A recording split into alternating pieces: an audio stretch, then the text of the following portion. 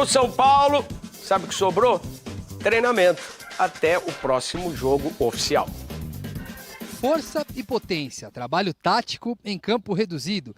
Quanta coisa coube em um só dia do São Paulo no CT da Barra Funda. E esses dias vão se multiplicar, até porque o São Paulo vai adotar a mesma rotina desta segunda-feira até o próximo sábado.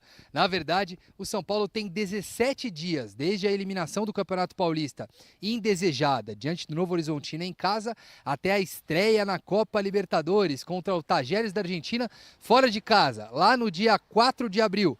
Por isso é a hora do técnico Thiago Carpini observar os trabalhos de maior complexidade, que não dá para fazer no dia a dia com o calendário inchado que o futebol brasileiro propicia. É a oportunidade de desenvolver de vez o trabalho em resultados e também características que o técnico Thiago Carpini e este elenco vão ter após um início que foi bom e depois acabou caindo e culminando com a eliminação do Campeonato Paulista.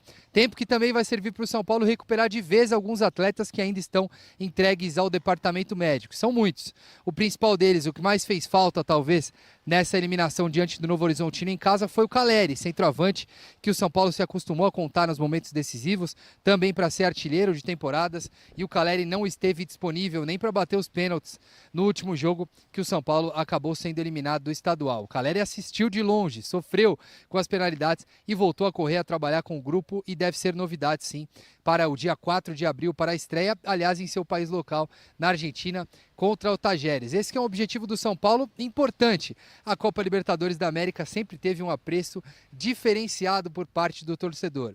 E outros jogadores sul-americanos que fazem parte do elenco também devem ficar à disposição do São Paulo.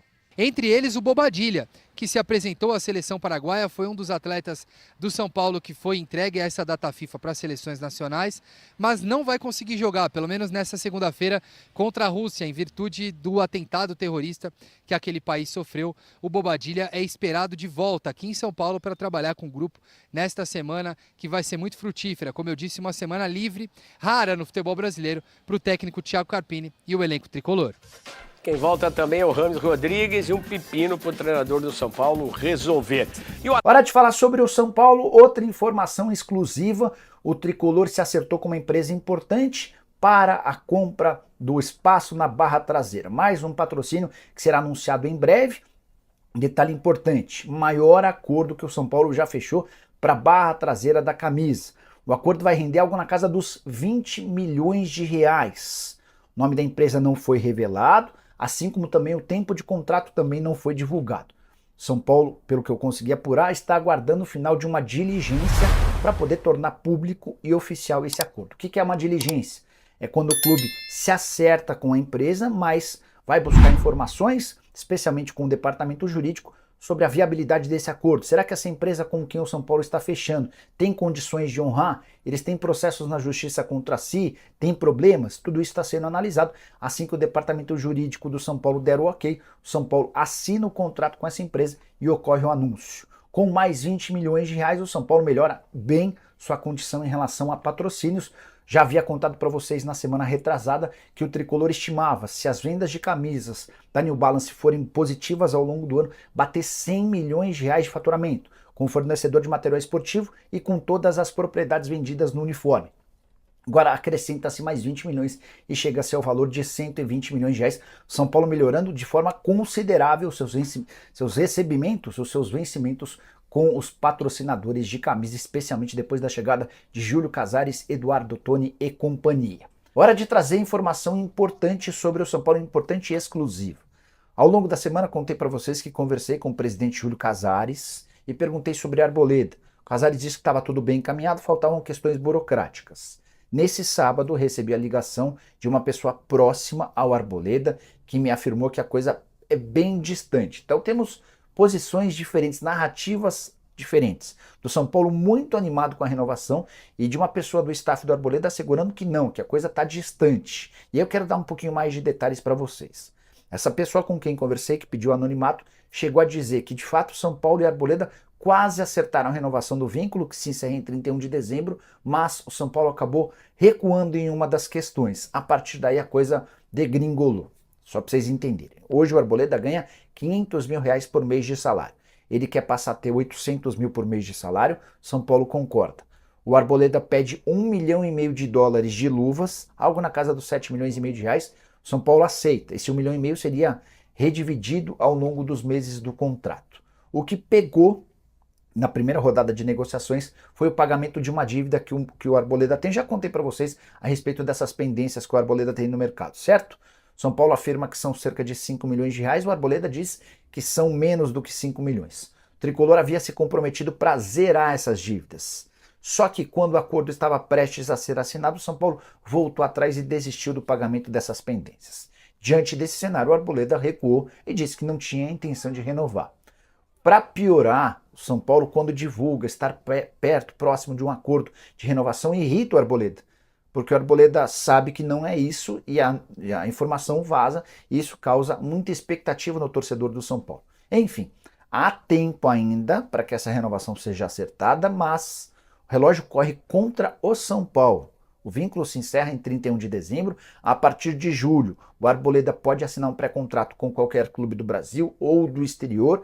Jogador de seleção equatoriana, titular absoluto do São Paulo. Tem seus problemas fora de campo, mas dentro de campo é muito bom jogador. E a questão agora precisa ser definida nos próximos dias. São Paulo topa retomar essa discussão em relação ao pagamento das dívidas? Vai pagar mais luvas para que o Arboleda possa quitar seus problemas e ter um pouquinho mais de tranquilidade em relação a essas luvas? Tudo isso precisa ser resolvido nas próximas semanas. A partir de julho, se não houver esse acerto, o Arboleda vai estar livre para assinar um pré-contrato e se mudar de graça do São Paulo para qualquer outro time a partir de 1º de janeiro de 2025. E você curtiu o vídeo? Deixa like, se inscreve no canal. Quero te falar agora sobre Matheus Henrique, meio-campista adaptado à função de lateral direito, jogador do América e alvo de muitas especulações. No final de semana disseram que 5 clubes da Série A têm a intenção de contratá-los. Da Série A não, são 4 da Série A e 1 da Série B. Isso porque o Santos está entre esses clubes.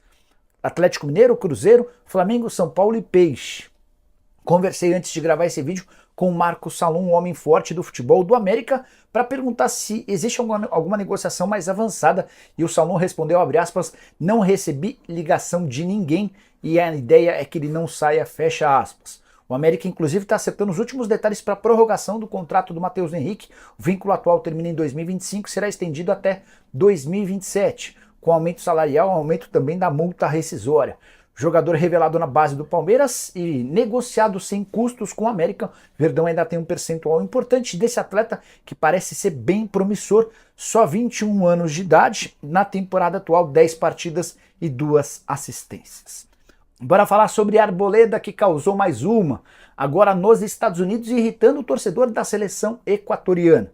Você deve ter ficado surpreso com a ausência do Arboleda no jogo amistoso do Equador contra a Itália, certo? Também. Ele ficou no banco de reservas e de lá não saiu.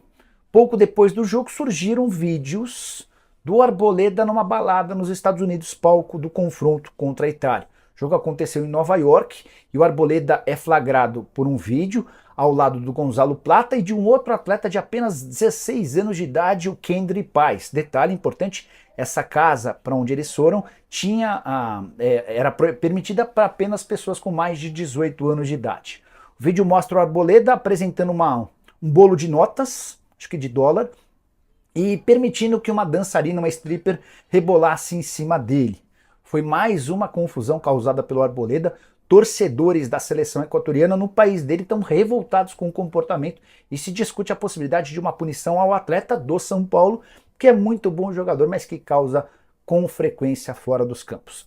O Arboleda usou suas redes sociais para dizer o seguinte, abre aspas, a partir de agora, nos meus dias de folga, vou ficar lendo a Bíblia, porque nem se divertir eu posso. Hora de descobrir qual a empresa com quem o São Paulo tem negociações avançadas por um patrocínio de 20 milhões de reais na barra traseira da camisa. Vídeo de hoje do canal do Nicola traz mais detalhes dessa história e fala também sobre o Corinthians com uma perda de arrecadação importante dentro de casa.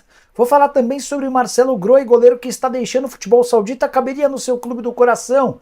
Já Gustavo Gomes estava de volta aos treinos do Palmeiras e pode ser a surpresa para o confronto contra o Novo Horizontino. Para completar, falo sobre o Santos, que tomou, agora de fato, um transfer ban da FIFA. Te conto se existe alguma chance de Joaquim defender o Atlético Mineiro. Quem pagou a fiança do Daniel Alves às últimas no mercado. Bastidores, finanças e muito mais.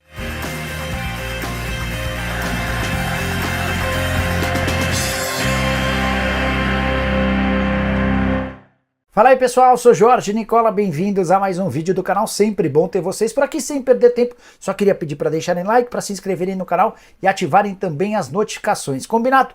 Bora começar o vídeo com aquele tradicional giro de notícias e a primeira informação é sobre Zico, o maior ídolo da história do Flamengo, colocou à disposição o centro de treinamento do seu clube para que o Gabigol possa manter a forma física, enquanto o Flamengo e o próprio Gabigol tentam recorrer daquela punição de 2 anos sem poder atuar. Bora contar também que a Federação Equatoriana de Futebol se pronunciou depois do vazamento de imagens e vídeos de atletas da seleção equatoriana numa balada, numa boate, numa casa de entretenimento adulto lá em Nova York em meio a 2 jogos amistosos. E entre os atletas aparecia o Arboleda com um bolo de dinheiro esfregando em uma moça que rebolava em cima dele. Ah, só um detalhe importante, Cifuentes, recém-contratado pelo Cruzeiro, também estava nessa balada que contou com as presenças ainda de Gonzalo Plata, Moisés Caicedo e Kendry Paes, que tem só 16 anos de idade. Bora falar sobre a torcida do Botafogo que tem recusado a ideia de Kik Setien como técnico. Uma série de enquetes foram feitas por sites, entre eles a do GE, e a maioria dos torcedores botafoguenses se mostrou contrária à aquisição ou o acerto com o técnico espanhol ex-Barcelona. Para completar o giro de notícias, contar que o Juventude está de volta à final do Campeonato Gaúcho depois de 8 anos. Contei para vocês no vídeo da manhã dessa quarta-feira, hoje é terça. Dessa terça-feira, que o Juventude havia empatado em 1-1 com o Internacional no tempo normal e se classificado nos pênaltis.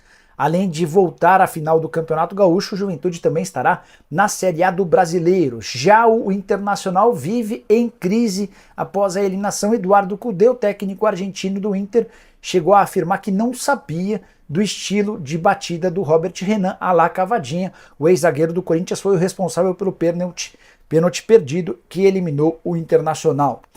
Antes de fechar o giro de notícias, é só contar que o Fluminense emprestou o zagueiro Davi pro São José, time gaúcho. O atleta havia rompido o ligamento do joelho na temporada passada, completamente recuperado, e vai tentar readquirir ritmo de jogo lá no sul do país. A saideira do giro de notícias, Sidão, ex-goleiro de Vasco, São Paulo, entre outros clubes, está de volta a um time tradicional, ao Paraná. O atleta de 41 anos de idade foi anunciado de forma oficial como reforço do Paraná, que vai disputar a divisão de acesso do Campeonato Paranaense. Ele estava no Azures disputando a elite estadual. Quero te falar agora sobre quem pagou a fiança que permitiu a Daniel Alves deixar a prisão em Barcelona depois de 14 meses. Daniel Alves saiu da prisão nessa segunda-feira. O jornal catalão La Vanguardia afirma que um grupo de jogadores se mobilizou e cada um colocou um pouco de dinheiro até totalizar 1 milhão de euros ou 5 milhões e 400 mil reais. Já o jornal, ou melhor, o canal mexicano TUDN afirma que entre os atletas que ajudaram nessa vaquinha, um deles é o holandês Memphis Depay, que foi companheiro de Daniel Alves no Barcelona. Há suspeita de que outros atletas, inclusive da seleção brasileira, também podem ter tido participação no acúmulo desse dinheiro que permitiu ao Daniel Alves aguardar pelos próximos julgamentos em liberdade. Preciso te contar agora qual a chance de o zagueiro Joaquim do Santos virar reforço do Botafogo. Ele vem sendo especulado em vários clubes, já falaram dele no Corinthians, no Flamengo, mais recentemente no Bahia, e agora surgiu a especulação de que ele pode se tornar reforço do Atlético Mineiro. Importante contar que naquele documento de 34 páginas que o Galo fez e enviou para o Gabriel Milito, existe a possibilidade de contratações. A partir daí, muito torcedor do Galo imaginou que o Joaquim poderia ser um reforço. Quero descartar qualquer possibilidade desse negócio avançar. O Santos tem afirmado que só vai vender o Joaquim por 10 milhões de euros. E o Atlético tem deixado bem claro que só vai buscar reforços a custo muito baixo ou zero. O próprio presidente Sérgio Coelho chegou a falar sobre o tema, abre aspas, não prometemos trazer ninguém. Nós temos um orçamento. Se aparecer uma oportunidade e der para trazer, ótimo. Mas não vamos prometer, fecha aspas. É bom que o torcedor do Galo não se iluda com a chance de contratação de um dos zagueiros mais caros do futebol brasileiro. Por falar no Santos, quero te contar que o Peixe tomou um transfer ban, aquela punição temida da FIFA. A comunicação foi feita nessa semana, embora somente a partir da próxima semana. Isso vai estar atualizado no site. De qualquer forma, o Santos está impedido de inscrever novos atletas. Essa punição se deu por causa de uma dívida de 4 milhões de euros, ou mais ou menos 19 milhões de reais, com o Krasnodar da Rússia. Tudo por causa da compra da aquisição de Cueva no ano de 2019. Detalhe importante, o Santos chegou, graças à FIFA, a receber 23 milhões de reais de um time mexicano, o Pachuca, para onde o Cueva foi negociado assim que deixou o Peixe. Só que na oportunidade, em vez de receber esse dinheiro e pagar o Krasnodar, o Santos se fez uso da grana e deixou os russos a ver navios. Krasnodar foi à FIFA, conseguiu essa proibição, o Santos só vai poder voltar a registrar jogadores assim que resolver essa pendência extremamente cara. Segundo o Transferbank, o Santos sofre na atual temporada, a primeira um pouquinho mais barata por conta de uma dívida com o técnico Fabian Bustos. Essa já foi resolvida. Bora falar agora sobre o São Paulo, por que a renovação de contrato do lateral esquerdo Wellington se tornou tão complicada. Hoje dá para dizer que tá mais pro Wellington ir embora de graça no fim do ano do que renovar seu contrato. Vale a lembrança de que o Wellington, lateral esquerdo, revelado nas categorias de base, já pode assinar um pré-contrato com qualquer outro clube do Brasil ou do exterior a partir de julho, quando o seu vínculo entra nos 6 meses finais. Quero contar que o salário do Wellington hoje é de 70 mil reais por mês. Só que livres de impostos sobram para ele cerca de 45 mil mensais. Ele é o titular com o menor salário do atual elenco do Tricolor. Tem em reserva, como o Rames Rodrigues, que ganha muito mais, 1,5 milhão de reais mensais. O Wellington exige 600 mil reais por mês, entre salários, direitos de imagem e luvas. Entre as justificativas, o Wellington lembra que quase se mudou para a Rússia no ano passado. Se a negociação tivesse avançado, ele teria passado a receber esses 600 mil mensais. O São Paulo alega, depois de 2 propostas recusadas pelo Wellington, que não pode pagar ao lateral esquerdo mais do que ganham Pablo Maia e Rodrigo Nestor, que estão na casa dos 350 mil por mês, jogadores mais ou titulares há mais tempo e com mais moral dentro do clube. Já o staff do Wellington adverte que, ao contrário de Pablo Maia e Nestor, o Wellington está muito perto de poder assinar um contrato para deixar o São Paulo de graça. E diante desse risco, quanto é que o São Paulo gastaria para contratar um atleta? Com as condições, o talento e a idade do Wellington, diante desse cenário e diante do descompasso financeiro, o São Paulo oferecendo muito menos do que os 600 mil, é natural que a renovação de contrato não aconteça. Bom, deixa eu falar aqui, ó, Carpini segue, né, o seu trabalho no São Paulo. Parece que, assim, existe um mundo, né, o mundo do Twitter, o mundo da torcida, das redes sociais, das críticas e tal. É válido, claro, as críticas são válidas, né? Tudo que o torcedor do São Paulo fala em relação ao time, caiu de rendimento, a eliminação, aquela coisa toda, classificou na Bacia das Almas, válido. Porém, nada disso tem entrado na parte de dentro do CT, da porta para dentro do CT. As críticas ficam lá e o time está focado no treinamento, numa intertemporada, pensando já na Libertadores. A comissão técnica tem falado com os jogadores no seguinte sentido: é agora que recomeça o ano. Já teve um começo ali de ano, mas recomeça agora o ano. Agora o ano começa para valer. São Paulo com essa intertemporada, com essas competições gigantes e importantes e o time sendo preparado para isso. Até o final dessa semana, a expectativa é que o Carpini tenha os jogadores do DM, jogadores que estão no departamento médico. O Wellington Rato, que estava se recuperando, o próprio Caleri, outros jogadores que vão chegar da seleção. Então, assim, o grupo vai estar completo. Nesse início de semana, até a semana passada, o Carpini tinha 16 jogadores do elenco principal, tanto que teve que completar com uma molecada de base. Mas é um trabalho que está sendo muito bem desenvolvido, pelo menos nas análises com quem eu tenho conversado. São análises boas de trabalho. Quando tiver o elenco completo, aí é outra coisa. E aí esse trabalho vai ser de uma última semana ou de últimos treinamentos antes do jogo de Libertadores, que é o foco principal do São Paulo nessa temporada, né? Libertadores, é a Copa do Brasil, Brasileiro, mas a Libertadores, claro, numa prateleira acima. Então são 2 semanas aí para frente que o São Paulo vai ter para preparar esse time e no foco principal. E essas críticas, corneta toda, essas críticas que eu repito, que são válidas, senão muita gente vai ficar aí nos comentários falando: ah, o André passa pano, ah, o André não sei o quê, ah, o André que é diretoria. Não tem nada a ver, gente. Eu tô falando aqui a minha apuração. A apuração que eu tenho, as pessoas com quem eu converso me dizem que as críticas são válidas, as críticas são recebidas e as críticas não entram da porta do CT para dentro. Pelo menos é esse o mantra e o trabalho seguir tranquilamente. Eu ficaria muito espantado se alguém falasse, não, André, realmente as críticas entram aqui, a gente fica lendo o Twitter dentro do campo. Não, não é isso. E também não é desmerecendo o torcedor tá na razão. O torcedor cobre, tem que cobrar. Muitas vezes alguém aqui nos comentários ou nas redes sociais, eles acabam confundindo uma informação que eu trago com opinião ou algo que é para proteger alguém. Não é essa a ideia. Bom, o trabalho segue então e a ideia e a expectativa é ter esse elenco cheio, esse elenco todo até o final dessa semana.